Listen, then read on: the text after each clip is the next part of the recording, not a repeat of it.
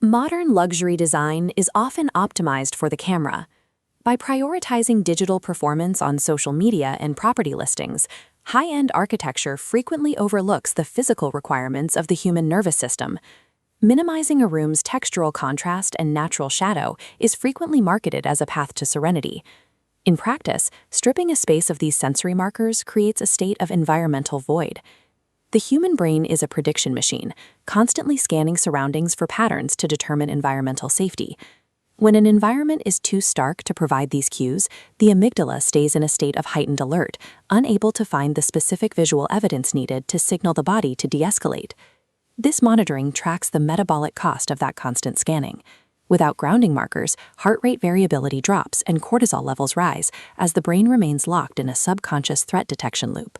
Engineering a space for human biology, rather than visual trends, provides the necessary infrastructure for sustained focus and long-term asset value. The design industry continues to fund biologically flawed spaces because the brain utilizes social cues as cognitive shortcuts. To conserve metabolic energy, we look to the tribe to validate aesthetic choices. Mirror neurons fire when we observe others interacting with a specific style. Copying these choices triggers an ancient safety mechanism. If the group has accepted a space, the individual brain assumes it is secure. When a design choice receives social validation, the reward system releases dopamine. This creates a physiological incentive to prioritize social conformity over personal biological comfort. Digital algorithms have weaponized this instinct. By accelerating visual repetition, they transform fleeting trends into rigid global standards that may have no connection to local climate or human health. We are trapped in a loop where we are trained by our own reward pathways to build and inhabit environments that actively diminish our cognitive performance. Biophilia is the strategic integration of natural intelligence into the built environment. It represents a shift away from seeing nature as merely a decorative addition of indoor plants. This discipline leverages our evolutionary muscle memory. It reconnects the brain with the organic shapes, natural materials, and flowing spaces that our sensory systems are hardwired to recognize. Non-rhythmic sensory stimuli are a key component of this strategy. Elements such as shifting light patterns or the movement of water hold our attention without draining it, keeping the mind alert but relaxed. Fractal rhythms found in timber grain or stonework similarly. Because these organic patterns repeat across different scales, the brain can process environmental complexity while simultaneously lowering its cognitive load. Until this foundational biological layer is established, the nervous system remains in a defensive posture.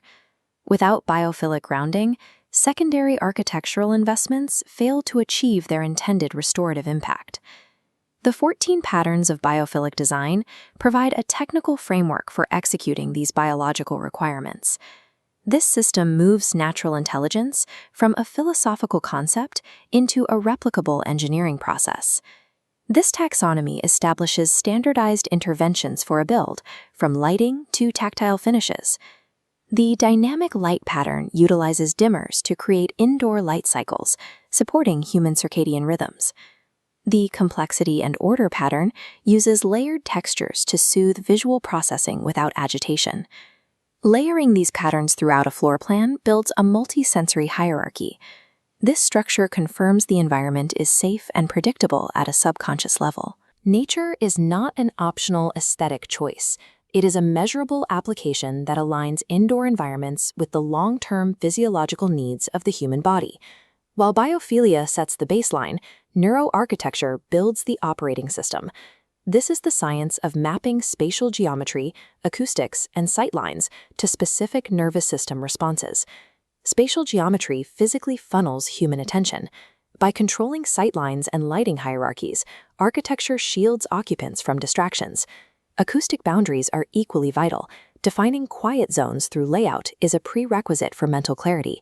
This spatial logic prevents decision fatigue, saving metabolic energy. Neuroscientists evaluate this efficiency using the Chatterjee triad. This 2021 metric measures how a space influences our subconscious evaluation of a room. The first metric is coherence. This measures how easily the brain makes sense of a space. Logical zoning and clear sightlines reduce the cognitive load of navigation. Second is fascination.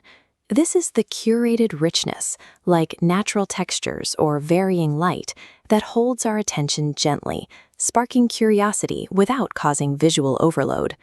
Finally, there is hominess. These are the sensory signals of safety and belonging. They provide the emotional resonance required for the body to power down its threat detection systems.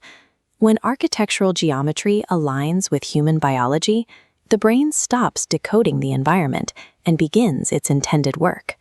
These effects are no longer subjective.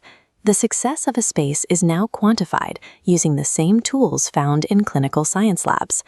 Eye tracking technology differentiates between supportive and stressful layouts. A calm space draws the eyes into slow, sweeping movements, while a stressful one causes the gaze to dart rapidly, as if searching for an escape. Galvanic skin response sensors detect microchanges in sweat production.